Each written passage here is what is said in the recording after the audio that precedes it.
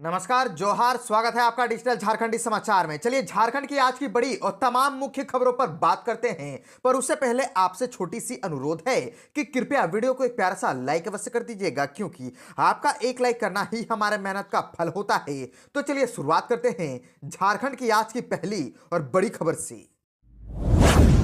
इस वक्त की बड़ी खबर झारखंड से आ रही है, जहां पर झारखंड दिवस पर जेएमएम का 50 सूत्री प्रस्ताव पारित। सीएम हेमंत सोरेन से की गई बहुत बड़ी मांग। दरअसल झारखंड के दुमका जिले के गांधी मैदान में झारखंड मुक्ति मोर्चा ने 46वां झारखंड दिवस मनाया। इस मौके पर पार्टी के कार्यकारी अध्यक्ष सह मुख्यमंत्री हेमंत सोरेन और कल्पना सोरेन शामिल हुई। झारखंड मुक्ति मोर्चा की ओर से 50 सूत्री प्रस्ताव पारित किया गया। प्रस्ताव में सीएए, यूसीसी एवं एनआरसी को झारखंड से खारिज करने की मांग के अलावा संथाल परगना काश्तकारी अधिनियम एवं छोटा नागपुर काश्तकारी अधिनियम को सख्ती से लागू करने की मांग की गई। और आपको बता दें कि दुमका में बिहार राज्य पुनर्गठन विधेयक 2000 की धारा 25 का अवलोकन करते हुए उच्च न्यायालय खंडपीठ की स्थापना करने की बात कही गई। इन प्रस्तावों को मंच पर मौजूद सभी नेताओं ने एक स्वर में सहमति दी और झामुमो जिलाध्यक्ष शिव कुमार बास्की ने संथाल परगना समेत पूरे झारखंड की जन समस्याओं और मूलभूत मांगों को लेकर के प्रस्ताव पढ़ा। मौके पर उपस्थित जन समूह ने डुगडुगी पीट करके प्रस्तावों और समस्याओं को प्राथमिकता के आधार पर पूरा करने की मांग की। और आपको बताते चले कि 50 सूत्री प्रस्तावों को स्मारक पत्र के रूप में प्रमंडलीय आयुक्त के माध्यम से सरकार को भेजने की बात कही गई है, ताकि सरकार की कार्यसूची में इसे प्राथमिकता के आधार पर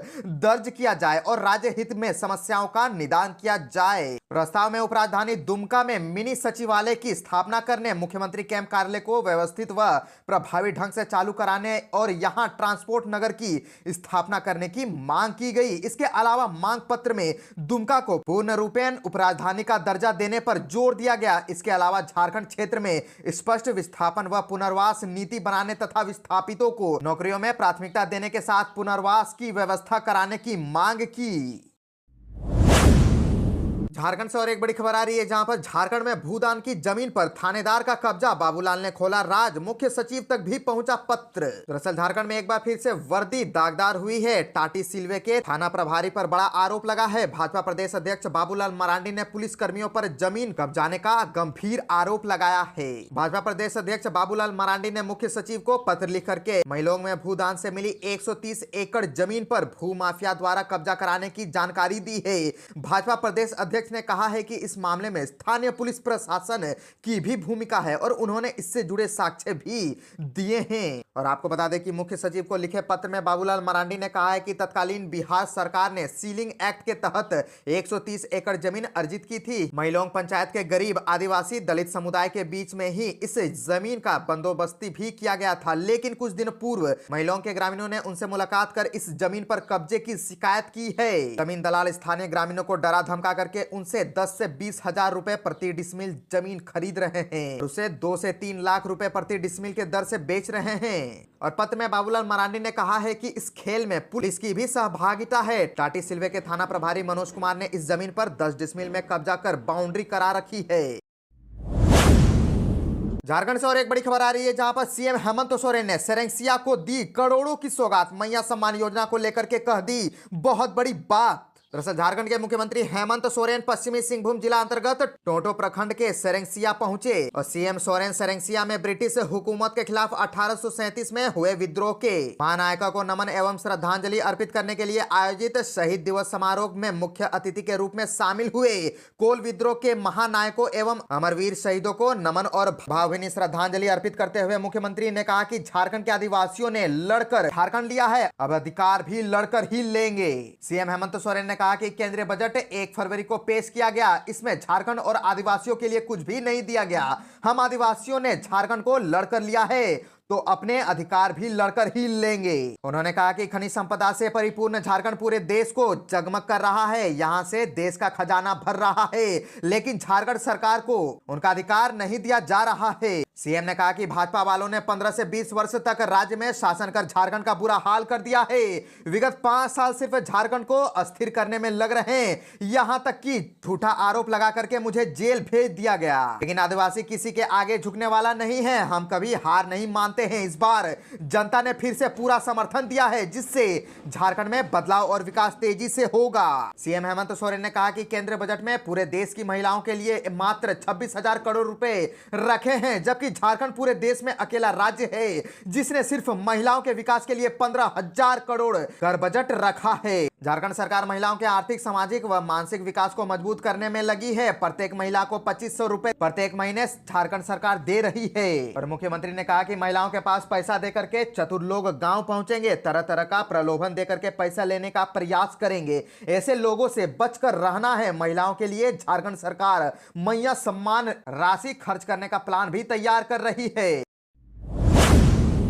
झारखंड के जेक बोर्ड के नए चेयरमैन को लेकर के बहुत बड़ा अपडेट, अब इस तारीख को करेंगे ज्वाइन। दरअसल झारखंड एकेडमिक काउंसिल के अध्यक्ष डॉक्टर अनिल महतो और उपाध्यक्ष डॉक्टर विनोद सिंह का कार्यकाल 18 जनवरी 2025 को समाप्त हो गया है। नए अध्यक्ष और उपाध्यक्ष की नियुक्ति की प्रक्रिया स्कूली शिक्षा एवं साक्षरता विभाग द्वारा शुरू की जा चुकी है और प्रस्ताव झारखंड के शिक्षा मंत्री को भेजा गया है।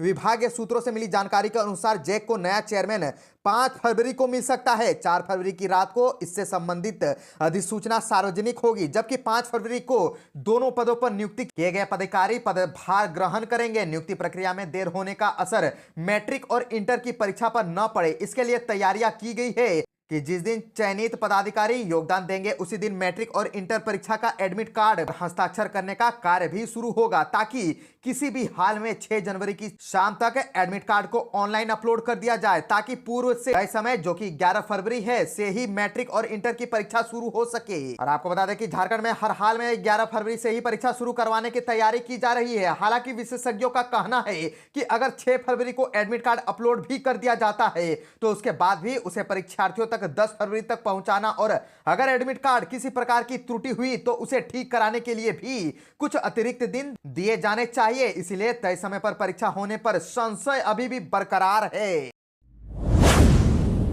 राज्य बजट के पूर्व परिचर्चा गुलाम अहमद मीर ने कहा कि सुझावों से सीएम को कराएंगे अवगत, न्यूनतम साझा कार्यक्रम से पूरी करेंगे गारंटी। प्रदेश कांग्रेस प्रभारी गुलाम अहमद मीर ने कहा कि न्यूनतम साझा कार्यक्रम के अनुसार हमने जनता को जो गारंटी दी है उसे पूरा करना है। यह राज्य सरकार के दूसरे कार्यकाल का पहला बजट है। एक ही बजट में सभी गारंटी को शामिल करना संभव नहीं है, लेकिन उसके लिए आधार बनाया जा सकता है। हमें अपनी गारंटियों को प्राथमिकता देना है। हमारी एक गारंटी मैया सम्मान के रूप में पूरी हुई है। आपको बता दें कि मीर ने प्रदेश कांग्रेस की ओर से आयोजित निकाय चुनाव व राज्य बजट पूर्व परिचर्चा में अपनी बातें कही। मीर ने कहा कि बैठक में जनप्रतिनिधि संगठन के सदस्यों और जनता के जो विचार और सुझाव आए हैं उससे मुख्यमंत्री हेमंत सोरेन को अवगत कराया जाएगा। उन्हीं सुझावों के अनुरूप झारखंड के बजट बनाने की कोशिश की जाएगी। प्रदेश प्रभारी मीर ने कहा कि स्थानीय नगर निकाय चुनाव गैर दलगत आधार पर होना है। हम सरकार के समक्ष दलगत चुनाव कराने के लिए अपनी मांगों को रखेंगे। अगर गैर दलगत आधार पर चुनाव होते हैं तो हमें सचेत रहना है। हमें ऐसे लोगों का समर्थन करना है जो कांग्रेस की विचारधारा के हो। हमें निकाय चुनाव में अधिकतर सीटें जीतने के लिए रणनीति बनानी होगी। खास करके हमें ध्यान वहां केंद्रित करना है जहां हम विधानसभा व लोकसभा लड़े लेकिन जीत नहीं पाए।